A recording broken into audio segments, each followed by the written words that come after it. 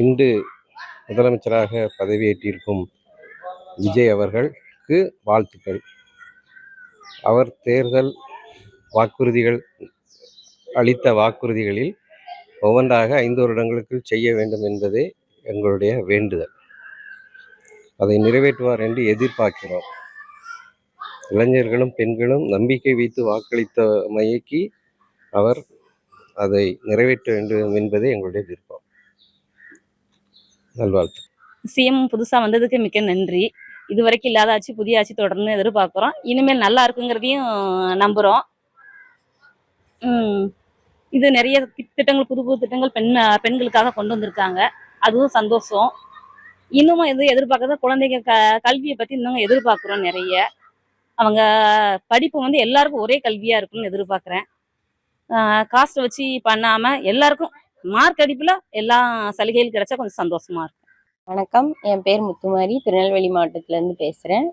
இன்னைக்கு விஜய் அண்ணா வந்து பொறுப்பேற்றிருக்காங்க. அது ரொம்ப சந்தோஷம். அவங்களுக்கு என்னோட வாழ்த்துக்கள். பதவிக்கு வந்ததும் ஃபஸ்ட்டு கையெழுத்து 200 யூனிட் மின்சாரம் போட்டாங்க. அது ஹாப்பி. நெக்ஸ்ட்டு வந்து பெண்கள் பாதுகாப்புக்கு கையெழுத்து போட்டு எங்களுக்கு ரொம்ப ரொம்ப ரொம்ப ஹாப்பி. இதே மாதிரி நிறைய நல்ல திட்டங்கள் கொண்டு வரணும். அவங்களுக்கு என்னோட விஷ் பண்ணிக்கிறேன். தேங்க்யூ. அமைச்சராக பெற்றிருக்க முதல்வர் விஜய் அவர்களுக்கு வாழ்த்துக்கள். அதுக்கப்புறம் அவர் சொன்ன இதெல்லாம் அவர் நிறைவேற்றணும். தமிழக மக்களுக்கு நல்ல பாதுகாப்பாக வழங்கிட்டும் அவர்கள் சொன்ன திட்டங்களை எல்லாம் செயல்படுத்தி நல்ல முதல்வராக 5 ஆண்டு ஆட்சி அமைய எங்களுடைய வாழ்த்துக்கள். பால்ராஜ், நான் திருநெல்வேலியில் வழக்கறிஞராக இருக்கேன். இப்போது இன்னைக்கு தளபதி தமிழ்நாட்டோட முதலமைச்சராக பதவியேற்றது எங்களுக்கு மிகப்பெரிய சந்தோஷமாக இருக்குது. தமிழ்நாட்டோட கோடான கோடி மக்களுக்கும் இது மூலம் எங்கள் சார்பாகவும் ஒரு முறை நன்றியை தெரிவிச்சுக்கிறோம்.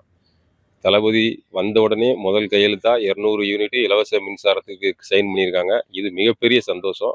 சொன்னதை சொன்ன மாதிரியே நிறைவேற்றுபவர் தான் எங்கள் தளபதி.